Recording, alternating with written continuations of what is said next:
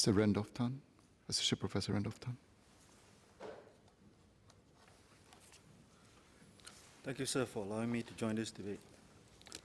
This budget is of tremendous importance because it adds further strength and connectivity to the efforts that had already begun in previous budgets to pave the way for Singapore to embark upon the future economy. In that sense, Budget 2018 cannot be looked at in isolation. It is clear to anyone who has followed the sustained efforts of the last few budgets that the determinants of where to apply the limited resources in order to maximize the benefits of the fiscal impulse are long-run social and economic objectives rather than short-term relief. The economy's transformation is based on ensuring greater efficiency in the use of resources, and a crude fiscal push with only short-term gains should be avoided. At best, such a move could crowd out the private sector in the competition for resources already in short supply, especially manpower. At worst, it could detract from the careful efforts already underway in each of the industry transformation maps and accompanying skills frameworks to deepen the push for future readiness. Mr. Speaker, sir, since the launch of the Industry Transformation Programme in Budget 2016, the economy has displayed tentative but encouraging signs of change.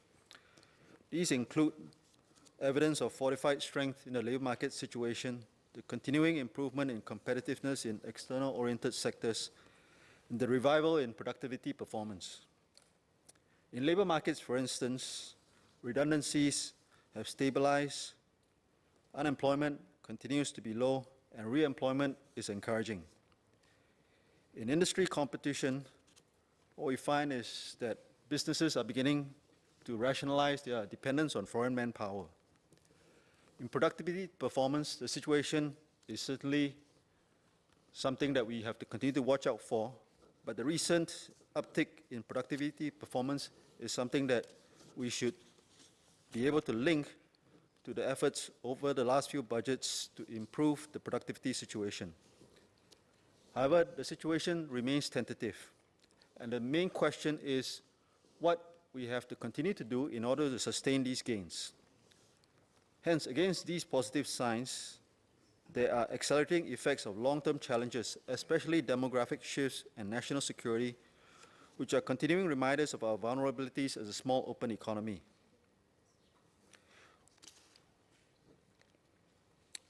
In this budget, the programs that are already well-funded continue to be so, with increases in social spending and infrastructure expected to continue in years to come. But in the longer term, as spending needs grow, we will have to decide how to meet those needs in a responsible manner, depending on potentially volatile and unanticipated increases in budget surpluses is not ideal. The unusual budget surplus that we have in this, that we saw in last year's budget is a welcome surprise, in this case, because of currency movements that had gone unexpectedly in MAS's favor. But market movements which present large upscale surprises in one year could also contain the potential to do the opposite. With sufficient diversification and vigilance, the chances of a downside surprise can be minimized but not eliminated. This is not a reliable recipe for funding long-term national commitments. Despite criticisms about the extent of social spending, the incontrovertible fact remains that social development expenditures in Singapore account for the largest share of the budget and has done so with rare exception in recent years. Sir, in 1997, expenditures on social development amounted to over $8.7 billion. Of the four main areas of spending, social development accounted for the largest share of 38%, above the other areas, namely security and external relations, economic development, and government administration.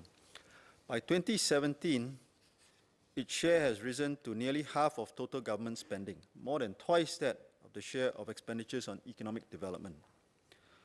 I pointed out before that we should not ignore the fact that the pace of increase in social spending must be managed in order to ensure that competition with other areas of spending does not drive up costs of limited resources.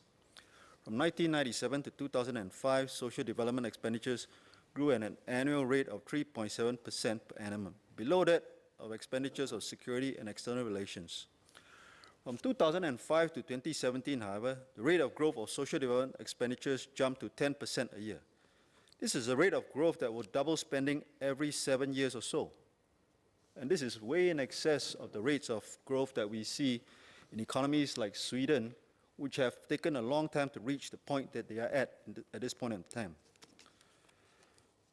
Such spending increases are an improvement that have been made possible by Singapore's continuing economic progress. There are many areas of social development, no doubt, that require urgent attention. And new areas of need arise as society develops and the economy matures. Sustainable solutions to such challenges require a focused and targeted approach. Even advanced economies, sir, have to continue to defend their vulnerabilities against unforeseen national security threats, as well as sudden external economic upheavals. The competition to prioritize certain areas of spending should not lead to a softening of emphasis on areas of basic necessity, such as defense spending and the shoring up of our economic defenses. At any point in time, there are security threats in various parts of the world which may have an impact on shipping lanes and flight routes vital to our trade linkages. As a sovereign, developed nation, it is our responsibility to be prepared to bear the burden of maintaining these vital connections. The building of national defense capabilities is a fundamental priority that cannot be ignored. The experiences of other advanced economies show that the failure to maintain up-to-date defense capabilities could lead to a diminished capacity to play a full role in defense partnerships. Just as with our national infrastructure, ensuring that our defense capabilities are continually upgraded to meet future needs is critical. In recent years, there has been growing criticism from a vocal minority about the growth in Singapore's reserves and what the reserves are needed for. So, Singapore has achieved advanced economy status in the space of half a century. As demonstrated by the last crisis, however, developed economies could actually be more exposed to certain types of crises than less developed ones. The cost of confronting that crisis was a costly affair for many governments. But as the experiences of several countries showed, a strong response with a decisive and sufficiently large package of measures meant that the cost of the responses could usually be recovered if the intervention successfully revived asset valuations that had been downgraded by the crisis. In order for this to occur, the resources needed to mount the rescue packages had to be available in the first place. At a critical point of the crisis, for example, the United States mounted a massively expensive rescue program for its financial sector by assigning $700 billion to what was then known as the Troubled Asset Relief Program, or TARP. As it turned out, all the amounts spent in the purchase of what had been toxic assets was subsequently recovered in full as the assets regained values. Although Singapore is much smaller, our role in financial markets is not small, and these examples are not irrelevant. Our own experience during that crisis was no less informative. The sums assigned to the resilience package of 2009 by then Finance Minister Tharman included an unprecedented withdrawal of $4.9 billion from the reserves. The full amount of those were returned as a result of the strong recovery. If those reserves had not been readily available, the consequences would have been unimaginable. This is why there is a need to protect and grow the reserves through a disciplined fiscal approach that includes responsible taxation. This budget is a cogent demonstration of these principles of forward thinking and responsible planning. It recognizes, for example, that taxing undesirable behavior is necessary but not a constructive approach to funding long-term needs. A secure economy will provide the foundation for strengthening social programs, supporting the needy, and expanding opportunities for future generations. Sir, in a world that is facing significant disruption, the early steps that this and previous budgets represent in gaining early traction on a future economy will enable Singaporeans to anticipate a future with richer opportunities. Mr. Speaker, sir, I strongly support the budget.